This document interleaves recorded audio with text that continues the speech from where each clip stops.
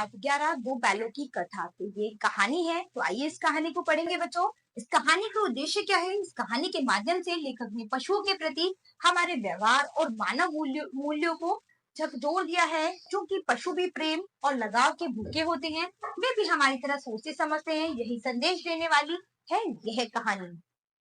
अतः पशुओं की देखभाल करें, उन्हें कभी परेशान न करें। तो बच्चों, कभी भी हमें पशुओं को परेशान नहीं करना चाहिए, हमेशा उनकी देखभाल करनी चाहिए, उनका ध्यान रखना चाहिए। तो आइए उस पर आधारित एक कहानी है, इस कहानी को पढ़ते हैं। किसी गांव में झूठी नाम का एक व्यक्ति रहता था। उसके पास दो बैल थे, एक का नाम था हीरा और दूसरे का नाम था मोती। दोनों में बहुत प्यार था। वे नाद में एक साथ मुंह डालते और एक ही साथ हटाते थे। झूरी उनके चारे पाने का बहुत ध्यान रखता था। वह कभी भूल कर भी उन्हें मारता पीटता नहीं था।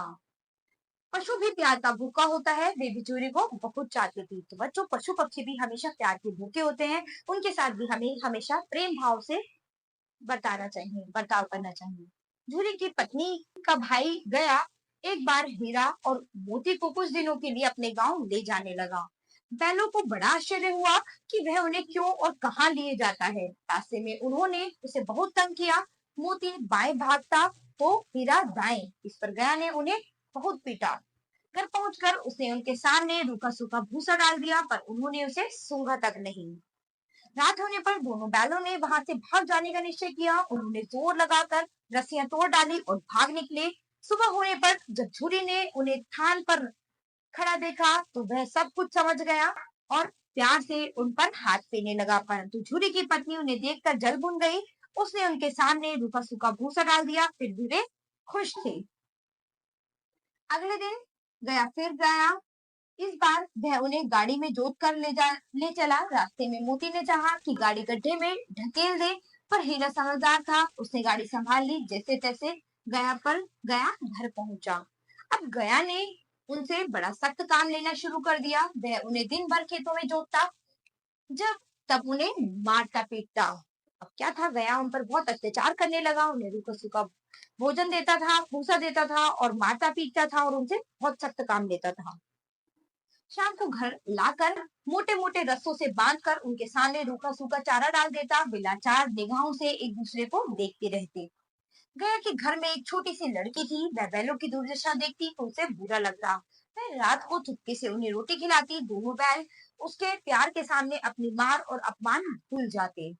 एक दिन मोती रस्सी को चबाकर तोड़ने की कोशिश कर रहा था। तभी वह लड़की आई और उसने दोनों बैलों की रस्सियां खोल दी। दोनों वहां से भाग निकले।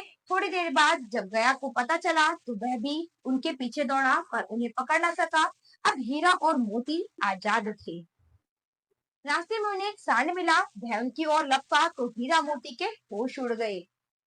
भागना बेकार था, इसलिए दोनों ने साहस से काम लिया। सांड ने आकर हीरा पर वार किया। मोती ने उस पर पीछे से सींगों से चोट की। सांड घबराया। वह किसी एक को तो मारकर कचुम्बर निकाल देता, पर यहाँ तो दो थे। मिलकर काम करने में बल है। दोनों ने मिलकर सांड को भगा दिया। मोती कुछ दूर उसके पीछे दौड़ा, पर हीरा ने उसे दूर तक न जाने दिया। दोनों अब बड़े प्रसन्न थे। आगे चले तो रास्ते में मटर का खेत दिखाई दिया। भूख तो लग रही थी। हरी हरी मटर देखकर उनकी भूख और भी तेज हो गई। वे खेत में घुस गए और मटर खाने लगे। अभी पेट भरा भी न था कि खेत के रखवालों ने उन्हें देख लिया।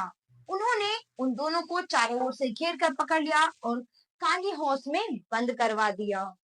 हीरा और मोती ने देखा कि कांगी हौस में और भी कई जानवर, भैंसे, घोड़े, घोड़ियां, गधे, सब के सब कमजोर और दुबले पतले थे। वहां किसी के लिए न चारे का प्रबंध था न पानी का। यहाँ कहाँ फंसे, उन्होंने सोचा। रात हुई। मोती ने हीरा से कहा कि अगर दीवार तोड़ दी जाए तो बाहर निकला जा सकता है। उन्होंने सींगों से दीवार गिराने का प्रयत्न किया। दो चार चोटों में ही थोड़ी सी दीवार गिर गई। उसका हौसला बढ़ा तो उसने और जोर से चोटें मारनी शुरू की। दीवार में रास्ता बनते ही पहले तो बुढ़िया भागी, फिर भैंसे और बकरियां। मोती ने गधों को भी सींग मार मार कर भगा दिया। उसने हीरा से भी भाग चलने को कहा, पर हीरा ने मना कर दिया। सुबह होने पर कांदी होश वालों ने देखा तो उन्हें बड़ा आश्चर्य हुआ।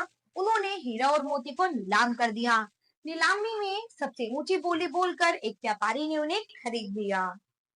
वह दोनों को लेकर अपने गांव की ओर चला। मार खाते खाते, भूख सहते सहते हीरा मोती बहुत कमजोर हो गए थे। उनकी हड्डियां निकल आई थी। भूख प्यास से व्याकुल बैलों में कुछ दम बाकी नहीं रहा था। वे चुपचाप व्यापारी के साथ चलने लगे। रास्ता उन्हें जाना पहचाना लगा, तो न जाने कहां से दम आ गया। वे दोनों तेजी से भागे, आगे आगे दोनों बैल, पीछे पीछे व्यापारी। और जब तक वह उन्हें पकड़ता तब तक दोनों बैल घर पहुंच चुके थे।